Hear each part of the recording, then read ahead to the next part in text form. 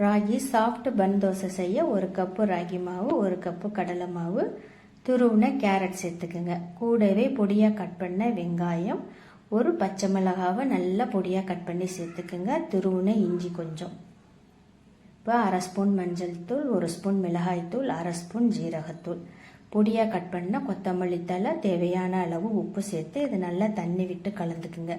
நல்லா கலந்ததுக்கப்புறம் ஒரு 1/2 spoon soda உப்பு சேர்த்துக்குங்க. சேர்த்து நல்லா கலந்து விட்டுக்குங்க. இப்போ அடுப்பில் ஒரு பேன் வச்சுக்குங்க. அதில் கொஞ்சம் எண்ணெய் விட்டுக்குங்க. கொஞ்சம் எள் சேர்த்துக்குங்க. எள் சேர்த்துக்கிட்டு இப்போ இந்த மாவை எடுத்து ஒரு கரண்டி அதில் விட்டுப்போம்.